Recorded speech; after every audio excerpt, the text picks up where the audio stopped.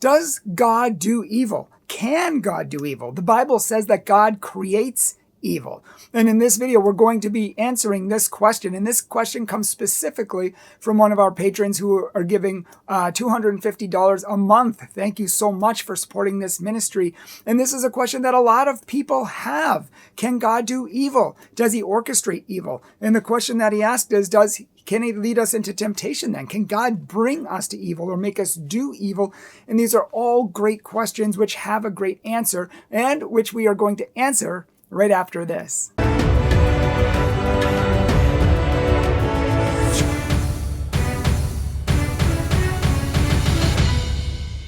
Hello everyone, Bryan Mercier here, president of Catholic Truth. We want to help you to know your faith on a deep level, to understand it, to love it, and to be able to explain it and defend it to others, to be transformed by Jesus Christ. If you would like to support our ministry, please check out our Patreon, our PayPal, SquarePay, whatever you would like. You can check that out in the description section below.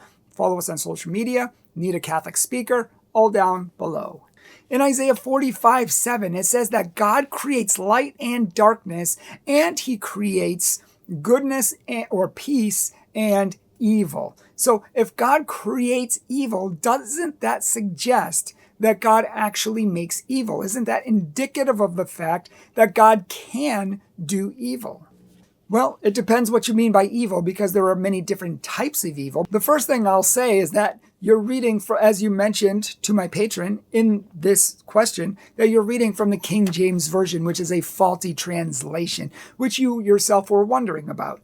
And how do we know this? I mean, we know that the King James Version translates a lot of things odd sometimes, and they translate things that are not good. They're faulty, they're erroneous. And in fact, the King James Version is the only version I know that translates it as evil. The New King James Version says it's calamity. And the Revised Standard Version, Catholic and Protestant version, say that it's woe. The ESV calls it calamity. The New American Bible calls it disaster. And the New International Version calls it bad times. The only one that I know that calls it evil is the King James Version. But let me just say right off the bat that the Bible says in 1 John 4:8 that God is love. God is love. That's who he is in his nature. It also says in Revelation chapter 4 that God is holy, holy, holy. Now, when a word in Jewish literature is used 3 times, I mean, if you are holy, it means you are holy. Holy, holy is extremely holy. And, thrice, 3 times? Well, that's the perfection of holiness. So God in his nature is perfectly holy. So we don't believe that he can do any evil as we think of like the devil or hell or actual like moral evil. Why? Because he's perfectly holy, he's perfectly kind, he's perfectly good, and he's perfectly loving. With that being said, we have to look at the different kinds of evil to understand how God might work in our lives. So for example, evil itself is the absence of good. In the same way darkness is the absence of light, evil is the absence of good. It's a privation of good. Now, we're not saying that evil doesn't exist or isn't a real entity, because darkness is a real entity, but it doesn't have an entity of itself. It only exists in the privation of light. It only exists when light is not there. In the same way that evil can be said to be like a corrosion or a corruption of something. For example, like rust on a car, I heard as an example once. If you don't polish your car, you don't take care of it, you don't treat it good, well, then rust can happen by way of corrosion or corruption. It's a privation of the car. Once it starts corroding and fading away, that's the only reason that rust exists. It doesn't have an actuality or possess an entity of itself. It only comes about through the corrosion of the car. It is a real thing, but doesn't have its own essence in a sense. It only comes about because of something else. Same thing with darkness. Same thing with evil. Now, as for different types of evil, there are moral evils, which is when someone goes against what is good, right, or moral. They do something morally evil. Then there are natural evils, things that happen to us that are not brought about by someone else's poor or bad actions. It just happens to us, or it's allowed to happen to us. again, it's an absence of good. If good ceases to exist or stops existing, if there's a town of good people who cease to become good, well, then evil can start corrupting, corroding, and start to emerge through that lack of goodness. But sometimes natural evils happen even without anybody or anything around. We think of like natural disasters, just things that where there is no goodness, an evil might appear.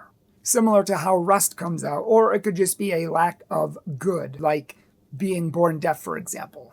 Now, when we speak of God, we know that God, since he is love, since he's holy, since he's kind in all his doings, as it says in the book of Psalms, we know that he doesn't do moral evil. He doesn't orchestrate moral evil, which means he doesn't lead us to evil. He doesn't tempt us. And even the Bible says that when you are tempted, don't say that it is the Lord who's tempting me, because the Lord does not lead us to evil, and he does not do moral evil to us. He does not orchestrate moral evil in our lives. He may allow certain things to happen in our lives, but he doesn't actualize them himself. I mean, if you think about people, I think about this country, and people wonder why there's so much bad, so much evil that's happening. And I can't think of all the people who've turned away from God. We used to have a godly nation, one nation under God. And what happens when we turn away from God and cease to follow him? I mean, at one time, we could even say that he was protecting us from all the evils that wanted to bombard us. But as we turned our faces from him, we turned away from him, and we, in a sense, gave him the finger and said, we don't need you anymore, God. We're our own gods, and so we turn away from him wholesale across the country.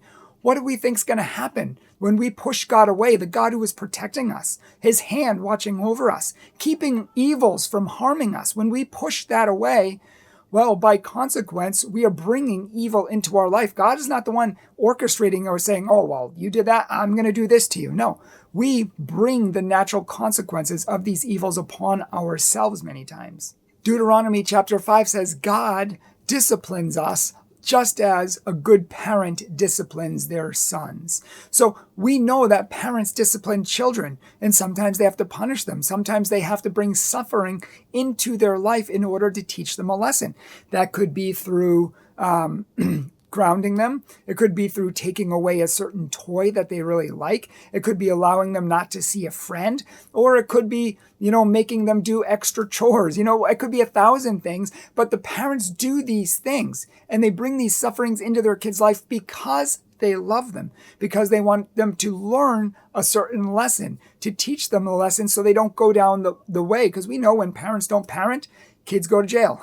Kids don't pass their schooling. Kids go down a bad path that leads to gangs and to other stuff when we cease to be good parents who discipline our kids. So discipline is a good thing, and that sometimes means doing things that are going to hurt for the love of them, to teach them, to purify them, to help them to learn lessons that they need to learn. And so the Bible says that God does that with us as well. Hebrews chapter 12 talks all about the discipline that God allows us to go through, things that he might put into our lives, little sufferings for us to learn, to grow, to be strengthened, to be purified, and to make us better. So parents don't do evil to their kids. They do good to their kids. They do these things for their good. And so God does things when we need to learn or grow. He does these things for our good as well. They're not moral evils. They're natural evils that God allows to happen. And many times we experience the natural consequences of our own actions. You think of Adam and Eve, who had everything perfect until they sinned. And what happened? Suffering came into the world as a natural consequence of that.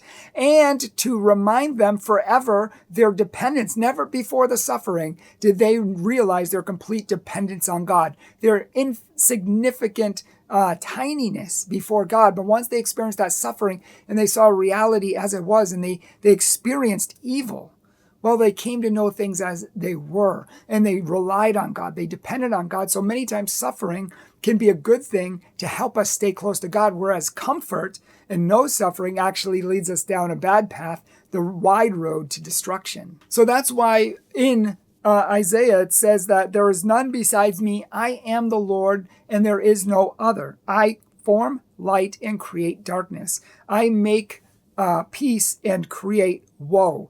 I am the Lord who do all of these things. It could be and the word in Hebrew could mean a moral evil, or it could be a natural evil. And unless you know what the context is, then you can't actually say, oh, it's moral evil or it's natural evils. But we know, and this is why we look at the context. If you look at the context of Isaiah, before and after, it's not about God bringing evil to Israel. No, he's saving Israel. He's saving Israel from slavery and captivity, and he's allowing another army to raise up. He allowed Cyrus, I believe it was, the king of Persia, to become really rich. He allowed him to become really strong. He allowed him to become really mighty, so that at some point he would attack the enemies of Israel and save them, to bring them out of captivity, free them from slavery. So did God, do all of those moral evils? No. I mean, war is war. War happens. But God allowed his people to be free through this king. Yes, woe and disasters and such came about through that. But many times that happens. Same thing in the book of Amos, when it says that, does evil befall a city unless the Lord has done it? He's not saying that God did evil, or at least God didn't do moral evil.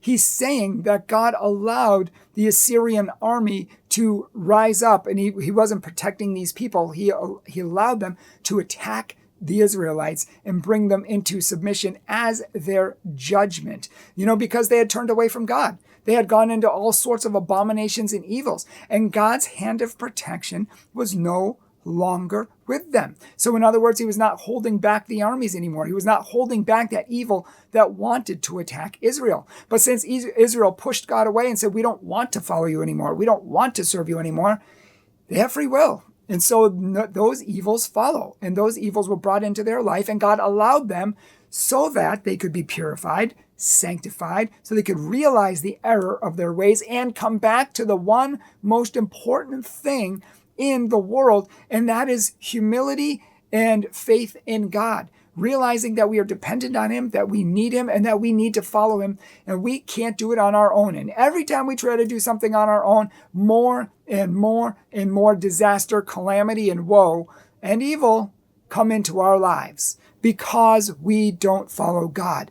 Every time we don't follow God, that happens. And in fact, one exorcist said that anytime we intentionally choose to do sin, even if it's not a full mortal sin, we are intentionally choosing God's enemy, which means in some way we're choosing evil, and we're bringing that into our lives. So we don't believe that God does moral evil. God's not going to make you sin. God's not going to make someone be sexually assaulted. No, those are disgusting evils, perversions of good, moral evils that God would never do himself. Now, people do those evils, even though God makes us and asks us to do good. Many people reject God and say, we'll do what we want. And they bring evil into people's lives. Now, God can heal us from those evils. He's healed me from many evils that have been done in my life. And he can heal them so much that it will be as if they've never been done in the first place. But in those cases, we have to run to him, seek him, throw ourselves at his feet, trust him, and say, God, I'm yours. Heal me. Make me new. So these verses are not saying that God does moral evils. It's saying that God allows evils to happen in our lives, or he brings about some natural evils for the sake of disciplining us, helping us. And when I say evils, something that's going to teach us a lesson, purifying it. He's allowing something to happen in our life for our good, to teach us a lesson, to make us holy, to bring us closer to him, and to keep us on that straight and narrow path to heaven. So I hope this has helped to answer your question. In the next video, maybe not the next video, but a very soon video coming up, we're going to be talking about the question, can God hate? And does God get angry? Because people say he can, but other people say he can't. Can God really hate, and can he get angry? We're going to answer those in the future. So if you haven't yet, subscribe to our channel. And if you love this content and you think Catholic truth is so important and it's needed in this day and age of confusion and just apostasy, please support our ministry. $10 a month, $25, $50, $100, $250 a month. And if you give over $100 a month, we will answer your questions. If you have videos that you want made, they will be lifted to the top. If you give $250 a month, we're going to make it for you because you're giving to our ministry. You're blessing us so that we can reach the world for Christ. So we want to help bless you in return. We're also going to start making patron videos as well.